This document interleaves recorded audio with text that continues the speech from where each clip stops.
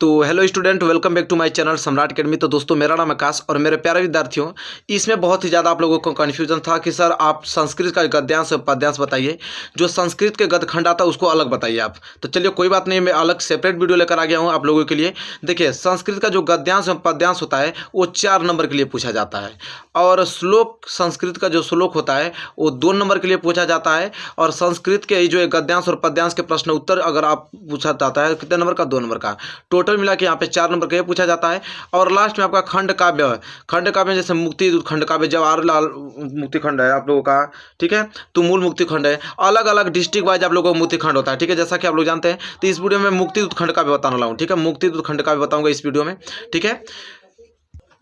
Comment कीजिएगा आप लोग अपने डिस्ट्रिक्ट वाइज कि आप किस डिस्ट्रिक्ट से हैं, तो उस डिस्ट्रिक्ट का मैं मुक्ति दूत बता दूंगा।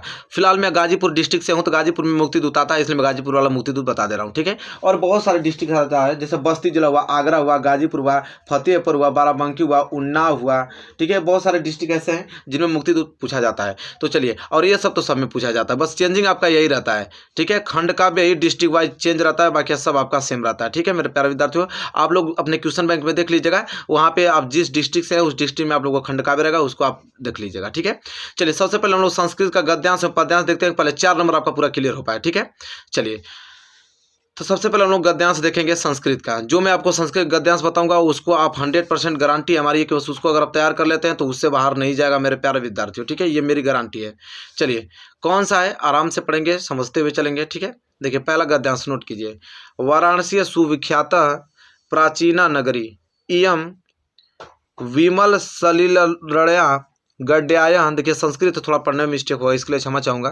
कूले स्थिता अस्या घटनाम वल्याकृत्य पड़ंगंती धवलायम चंद्रिकायम बहुराजते अगणिताय पर्यटकाय सुदूरभ्यम देशेभ्यम नित्यम अत्र आयांति अस्या घटनायम च शोभायम विलोक्या इवं बहु प्रसन्ति। देखिए, ये आपको याद थोड़ी करना है, ये तो आपके पेपर में देगा, ठीक है। आपके पेपर में आप लोगों का ये दिया रहेगा, ठीक है। जैसे कि मॉडल पेपर में दिखा देता हूँ, आपको समझ में आ जाएगा तुरंत, ठीक है।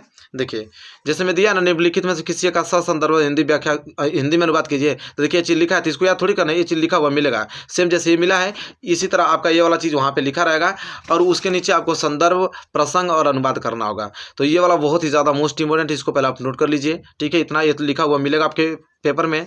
इसके नीचे आपको लिखना पड़ेगा संदर्भ, और संदर्भ लिखेंगे कि प्रस्तुत गद्यांश हमारी पाठ्य पुस्तक हिंदी के संस्कृत खंड के वाराणसी पाठ से उद्धृत है, ठीक है। हिंदी के संस्कृत खंड के वाराणसी पाठ से उद्धृत है, ये आपको संदर्भ में लिखना है, इतना ही छोटा पॉइंट। प्रसंग में लिखना है कि इस गद्यांश में वाराणसी की ऐतिहासिकता तथा अवस्थिति के विषय में बताया गया है। इस गद्यांश में बताया गया आपको वाराणसी की ऐतिहासिकता के बारे में और अवस्थिति के विषय में बताया गया है। अनुवाद देखिए, हम लोग लिखेंगे अनुवाद कैसे, कि वाराणसी बहुत प्रसिद्ध प्राचीन नगरी है। यह स्वच्छ जल की तरंगों से युक्त गंगा के किनारे स्थित है, और इसके घाटों के घुमावदार पंक्ति श्वेत चांदनी में बहुत सुंदर लगती है। असंख्य यात्री भ्रमण करने के लिए दूर देशों से प्रतिदिन यहाँ आते हैं और इसके घाटों की शोभा देखकर इसकी प्रशंसा करते हैं। ये आपको अनुवाद में लिख देना है। इतना ही पॉइंट आप लिखेंगे, 4 नंबर आपको मिल जाएगा, ठीक है। तो ये पहला आप लोगों को महत्वपूर्ण आप लोगों का गद्यांश था, जो कि आपको तैयार करके जाना है मेरे प्यारे विद्यार्थियों, और आई होप आपको ये क्लियर हो गया होगा। इसी के साथ ही हटाएंगे, अब मैं दूसरा बताऊंगा आप लोगों को, दूसरा जो गद्यांश जो कि आपको याद करके जाना है। दूसरा यह है वेरी वेरी मोस्ट इंपॉर्टेंट, ये भी आपको लिखा हुआ मिलेगा, ठीक है।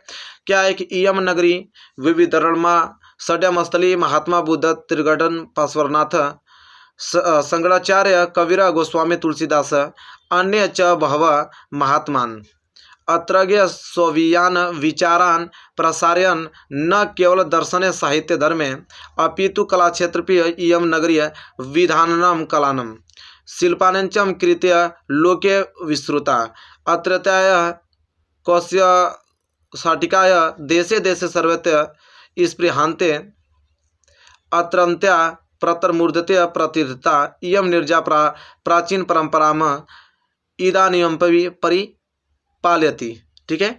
बहुत ही ज़्यादा संस्कृत बहुत ज़्यादा डिफिकल्ट होती है पढ़ने में, ठीक है, आप लोग भी जानते हैं, लेकिन याद तो करना है नहीं, ये बिल्कुल आप लोगों को लिखा हुआ मिलेगा, ठीक है।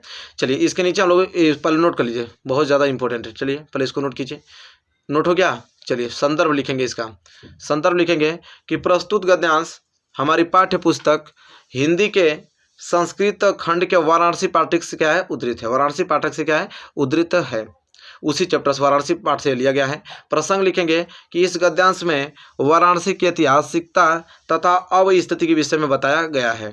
चलिए अनुवाद अब देखेंगे, इसका अनुवाद क्या है कि यह नगरी विविध धर्मों के मिलन का स्थान रही है। महात्मा बुद्ध, तीर्थकर, पार्श्वनाथ, शंकराचार्य और कबीर और गोस्वामी तुलसीदास और दूसरे बहुत से महात्माओं ने यहाँ आकर अपने विचारों को फैलाया, अर्थात अपने विचारों का प्रसार किया। केवल दर्शन, साहित्य और धर्म में ही नहीं अपितु कला के क्षेत्र में भी यह नगरी विविध कलाओं और शिल्पों के लिए संस्कार में प्रसिद्ध है और संसार में प्रसिद्ध है। यहाँ की जो रेशमी साड़ियाँ हैं वो देश के विदेश में सभी जगह पसंद की जाती हैं और यहाँ की पत्थर की मूर्तियाँ प्रसिद्ध हैं। यह अपनी प्राचीन परंपरा का इस समय भी पालन कर रही हैं। यहाँ पर लिख लीजिएगा एक्स्ट्रा में, इस समय भी पालन कर रही हैं, इस वाले स्लिप में पालन कर रही हैं।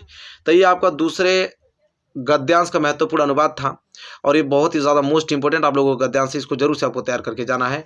एक और गद्यांश बताऊंगा, 3 गद्यांश आपको याद करके जाना है मात्र, ठीक है। तीसरा गद्यांश जो कि वेरी वेरी मोस्ट इंपोर्टेंट है।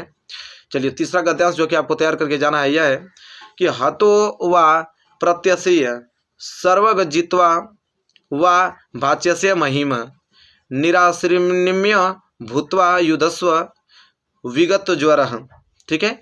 और संदर्भ इसके लिखेंगे कि प्रस्तुत नाट्यांश हमारी पाठ्य पुस्तक हिंदी के संस्कृत खंड के वीर वीरेण पूजते पाठक से क्या उद्धृत है, ठीक है। और प्रसंग इसके लिखेंगे कि इस नाट्यांश में संदेश दिया गया है कि शत्रुता होने पर भी एक वीर को दूसरे वीर के साथ वीरोचित व्यवहार ही करना चाहिए, ठीक है। चलिए अनुवाद देखेंगे, अनुवाद इसका है। सिकंदर कहता है तो मेरा भारत पर विजय प्राप्त करना कठिन है, तो पुरुराज कहता है केवल कठिन ही नहीं असंभव भी है। सिकंदर क्रोधित से कहता है कि दुष्ट, क्या तुम नहीं जानता कि इस समय तुम विश्व विजेता सिकंदर के सामने खड़ा है। तो पुरुराज कहते हैं कि जानता हूँ, किंतु सत्य तो सत्य ही है। यवन राज्य हम भारतवासी गीता के संदेश की नहीं भूलते हैं। सिकंदर कह रहा है तो क्या है तुम्हारी गीता का संदेश। पुरुराज कह रहा है सुनो, यदि युद्ध में मारे गए तो तुम स्वर्ग को प्राप्त करोगे अथवा जीत गए तो पृथ्वी के राज्य को भोगोगे, इसलिए तुम इच्छा रहित, ममता रहित और संताप रहित होकर युद्ध करो, ठीक है। चलिए यह महत्वपूर्ण आप लोगों का गद्यांश था। तो जैसा कि आपने देखा 3 महत्वपूर्ण हमने आप लोगों को गद्यांश बता दिया। यही 3 महत्वपूर्ण गद्यांश आपको किसी कीमत पे आप लोगों को तैयार करके जाना है। चलिए अब 3 महत्वपूर्ण पद्यांश बताऊंगा, फिर इससे बाहर नहीं जाएगा आप लोगों का, ठीक है। चलिए पद्यांश पहला नोट कीजिए कि बंधन मरण वापी जयो वापी पराजय उभयत्र समो वीरः वीर भावे ही वीरता, ठीक है। बहुत ही ज़्यादा महत्वपूर्ण पद्यांश, बहुत बार हाईलाइटेड आप लोगों का पद्यांश बहुत बार एग्जाम में आ चुका है। संदर्भ लिखेंगे इसका कि प्रस्तुत श्लोक हमारे पाठ्य पुस्तक हिंदी के संस्कृत खंड के वीरा वीरण पूजते पाठ से अवतरित है। प्रसंग लिखेंगे इसमें सिकंदर और पुरुराज के संवादों के द्वारा वीरता को परिभाषित किया गया है। ये आपको प्रसंग में लिख देना है। फिर अनुवाद इसका लिखेंगे कि बंधन हो अथवा मरण हो, जीत हो या हार हो, दोनों ही अवस्थाओं में वीर जो है समान रहता है। वीर भाव को ही वीरता कहते हैं, ठीक है। ये आपको अनुवाद में लिख देना। देखिए बहुत ही छोटा होता है आप लोगों का पद्यांश, आराम से लिखेंगे 4 नंबर आपको मिल जाएगा, ठीक है। चलिए यहाँ तक हो गया। दूसरा महत्वपूर्ण हम आप लोगों को बताने वाले हैं पद्यांश जो कि वेरी वेरी मोस्ट एमपी है। क्या है वो, यहाँ है, ठीक है, यहाँ पे।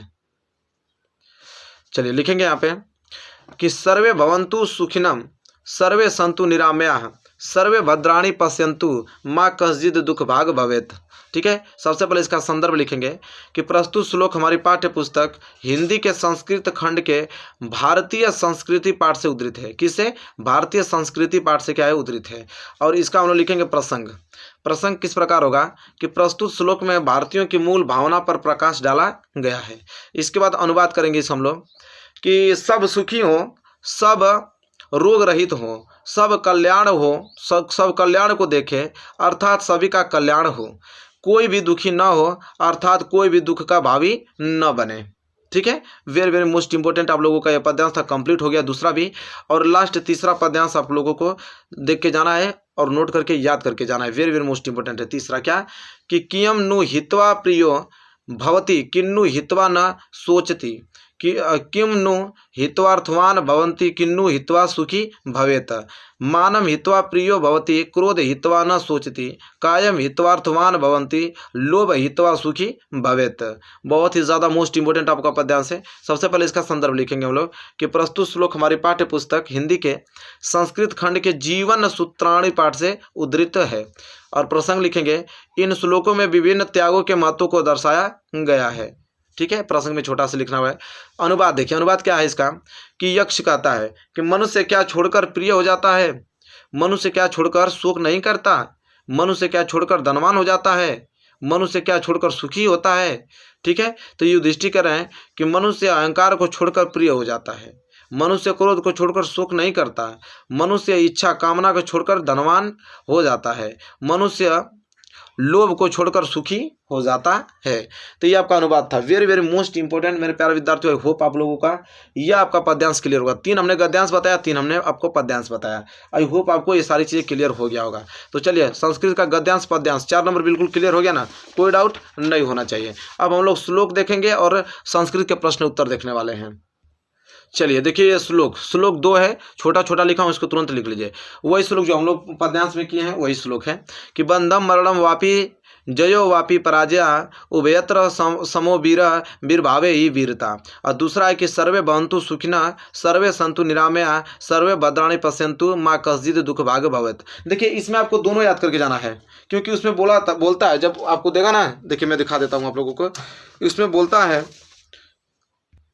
देखिए बोलता है इसमें है कि अपने पाठ्य पुस्तक के कंठस्थ किया हुआ कोई श्लोक लिखिए जो इस प्रश्न पत्र में न आया हो। तो देखिए, एक आपको दिया रहेगा तो एक आप आसानी से लिख पाएंगे। ठीक है, इसलिए दोनों याद होना चाहिए आप लोगों को। चलिए, श्लोक का भी काम खत्म हो गया यहाँ पे। अब हम लोग संस्कृत के प्रश्न उत्तर देखने वाले हैं, जो कि 2 नंबर के लिए पूछा जाता है। चलिए देखिए, संस्कृत के प्रश्न उत्तर टोटल 16-17 में आप लोगों को कुछ महत्वपूर्ण प्रश्न उत्तर बताने वाला हूँ। वही 16-17 अगर आप याद कर लेंगे तो बोर्ड एग्जाम इससे बाहर नहीं जाएगा। ठीक है, क्या है पहला कि वाराणसी नगरीय केशम संडमस्थली अस्ति। तो आप लिखेंगे उसका उत्तर कि वाराणसी नगरीय विविध धर्माणम संडमस्थली अस्ति। ठीक है, संस्कृत है, लिखा हुआ है, थोड़ा पढ़ने में मिस्टेक हो सकता है, तो कोई दिक्कत नहीं, आप इसको नोट कर लीजिए। दूसरा है प्रश्न कुत मरणम मंडलम भवति। तो लिखेंगे वाराणसी मरणम मंडलम भवति। ठीक है, तीसरा प्रश्न है कि वाराणसी नगरी कुत्र स्थिता अस्ति। या तो इस प्रश्न को कई बार इस प्रकार भी पूछा है कि वाराणसी नगरी कस्याम कुले स्थिता। तो देखिए आंसर लिखेंगे कि वाराणसी नगरी गड्यायम कुले स्थिता अस्ति। फिर आपका है चौथा वीर केन पूजते। तो लिखेंगे वीरेण पूजते। फिर पांचवा है पुरुराज केन स युद्धम अकरोत। तो लिखेंगे उत्तर कि पुरुराज अलछेन्द्रण स युद्धम अकरोत। इसके बाद छठवां है अलछेन्द्र क आसित। तो उत्तर लिखेंगे पुरुराज कह आसित। इसके बाद सातवां पदेन विना की दूरम याति। लिखेंगे पदेन विना पत्र दूरम याति। इसके बाद आठवां है अमुख्योपि कह स्फुटवक्ता भवति। तो लिखेंगे उत्तर कि अमुखमपि पत्र स्फुटवक्ता भवति। फिर नौवां है कि ग्रामीणान कह उपाहसत। तो लिखेंगे इसका उत्तर कि ग्रामीणान एक नागरिक उपासत।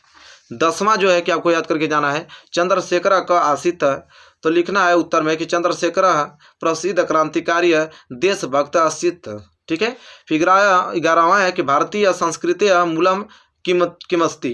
तो उत्तर लिखेंगे कि विश्वस्य स्रष्टा ईश्वर एक एवं इति भारतीय संस्कृति मूलम अस्ति। इसके बाद 12 है भारतीय संस्कृति कीदृश्य वर्धते। तो लिखेंगे भारतीय संस्कृति सदा गतिशील वर्धते। ठीक है, 13वां है विश्वस्य अस्त्रष्टता क। तो लिखेंगे इसका उत्तर कि विश्वस्य अस्त्रष्टा ईश्वर एक एवं अस्ति। क्वेश्चन नंबर 14 नोट करते रहिए। भूमेया गुरुतर किम अस्ति। तो लिखेंगे माता गुरुतरा भूमेया। इसके बाद प्रश्न 16 वातात शीघ्रतर किम अस्ति। तो वातात शीघ्रतर मन अस्ति। फिर आतुरस्य मित्रम क भवति अस्ति। तो लिखेंगे आतुरस्य मित्र भीषक भवति अस्ति। ठीक है, तो ये 16 महत्वपूर्ण आप लोगों को संस्कृत का हमने प्रश्न उत्तर बता दिया, इससे बाहर नहीं जाएगा, ये मेरा वादा है। बस इतना आप लोगों को तैयार कर लेना है। लास्ट आपका स्टेप बढ़ जाता है खंड काव्य, जो कि मुक्तिदूत खंड काव्य हम लोग देखने वाले हैं। प्रश्न देखिए एग्जाम में इस प्रकार पूछेगा आपको। ठीक है, खंड काव्य से कि मुक्ति दूत खंडकाव्य की कथा वस्तु संक्षेप में लिखे, या तो अथवा करके आपको इस तरह दिया रहेगा कि मुक्ति दूत खंडकाव्य के द्वितीय सर्ग का सारांश संक्षेप में लिखे, या तो कहेगा डॉक्टर राजेंद्र मिश्र द्वारा रचित मुक्ति दूत खंडकाव्य का सारांश कथा सार कथानाम कथा वस्तु विषय वस्तु लिखे, या तो आपको या करके इस तरह दिया रहेगा कि मुक्ति दूत खंडकाव्य के तृतीय सर्ग की कथा वस्तु अपने संक्षेप शब्दों में लिखे, या तो कहेगा कि मुक्ति दूत खंडकाव्य के पंचम सर्ग की कथा वस्तु संक्षेप में लिखे। देखिए मैं आपको बता दूं कि 5 सर्ग होता है मुक्ति दूत का, सबसे ज्यादा इंपॉर्टेंट तृतीय सर्ग पूछा जाता है, सबसे ज्यादा तृतीय सर्ग। ठीक है, तो चलिए मैं इस वीडियो में आप लोगों को तृतीय सर्ग बता देता हूं, और आप लोग अलग अलग डिस्ट्रिक्ट वाइज आप लोग कमेंट कीजिएगा, सबका एक में इंक्लूड करके बना दूंगा ताकि सब अपना देख पाएंगे। तो हम लोग मुक्ति दूत खंडकाव्य के तृतीय सर्ग की कथा वस्तु देखने वाले हैं, तृतीय सर्ग की। देखिए मेरे प्यारे विद्यार्थियों, 3 नंबर के लिए आता है तो थोड़ा बड़ा तो आपको लिखना ही पड़ेगा। ठीक है, 3 नंबर के लिए आता है तो थोड़ा बड़ा लिखना पड़ेगा। लिखेंगे कैसे कि तृतीय सर्ग में अंग्रेजों की दमन नीति के विरोध में गांधी जी का क्रोध प्रकट हुआ है। स्वप्न में अपने बड़े भाई तुल्य गोपाल कृष्ण गोखले का आदेश और उपदेश सुनकर गांधी जी ने देश को स्वतंत्र कराने का प्रण किया। उस समय देश अंग्रेजों के अत्याचार से करा रहा था। देश के सब उद्योग धंधे बंद हो गए तथा लोग बेरोजगार हो गए थे। बाजार में विदेशी वस्तुओं की बहुतायता थी। भारतीय उपमान भरा जीवन जो है जीने को मजबूर थे। छोटे छोटे अपराधों को राजद्रोह कहकर जनता को तरह तरह की यातनाएं दी जाती थी। केवल वही मुट्ठी भर लोग सुखी थे जो अंग्रेजों की चटुकारिता करते थे। भारत की दीनहीन दशा देखकर और अंग्रेजों के अत्याचार सुनकर गांधी जी को बहुत दुख होता था, किंतु फिर भी वह नम्रता की नीति अपनाते थे। लेकिन अंग्रेजों पर नम्रता का कोई प्रभाव न हुआ। अतः गांधी जी ने सविनय सत्याग्रह को अपना हथियार बनाया और उसी समय प्रथम विश्व युद्ध आरंभ हो गया। इंग्लैंड को तब भारत की सहायता की आवश्यकता थी। गांधी जी के कहने पर भारतीयों ने इस युद्ध में ब्रिटेन का साथ की आवश्यकता थी, और गांधी जी के कहने पर भारतीयों ने इस युद्ध में ब्रिटेन का साथ दिया, और गांधी जी की आशा थी कि इस युद्ध में अंग्रेजों की सहायता करने पर वे हमें आज़ाद कर देंगे, परंतु ऐसा नहीं हुआ। अंग्रेजों ने युद्ध में विजय प्राप्त करके भारतीयों पर और अधिक अत्याचार करने का प्रारंभ कर दिया, और अंग्रेजी सरकार ने काला कानून रॉलेट एक्ट बनाकर अपना दमन चक्र चलाना आरंभ कर दिया। यह देखकर गांधी जी के क्रोध की सीमा न रही। उन्होंने अंग्रेजों के खिलाफ जनव्यापी आंदोलन छेड़ दिया, जिसमें तेज बहादुर, शत्रु मोहम्मद अली जिन्ना और सरदार पटेल, महामना मदन मोहन मालवीय, जवाहरलाल नेहरू और बाल गंगाधर तिलक आदि बड़े बड़े नेताओं ने बढ़कर चढ़कर भाग लिया इसमें। ठीक है, अब पूरा भारतवर्ष अंग्रेजों के विरुद्ध संघर्ष में एकजुट हो चुका था। उसी दौरान जलियांवाला बाग की क्रूर घटना घटी, और उस समय अधिकांश पंजाबी नेता जेलों में बंद थे। पहले ही काले कानून से क्षुब्ध जनता इसे सहन न कर सकी, इसलिए वैसाखी के त्यौहार पर जलियांवाला बाग में एक सार्वजनिक सभा आयोजित की गई, जिसका उद्देश्य अंग्रेजों के विरुद्ध प्रस्ताव पारित करना था। बच्चे, बूढ़े, स्त्री, पुरुष सब इस सभा में शामिल होने पहुंचे थे। सभा जो है शुरू होने के थोड़ी ही देर बाद क्रूर जनरल जो डायर ने वहां पहुंचकर अंधाधुंध फायरिंग का आदेश दे दिया। 10 मिनट तक लगभग 1650 गोलियां चली।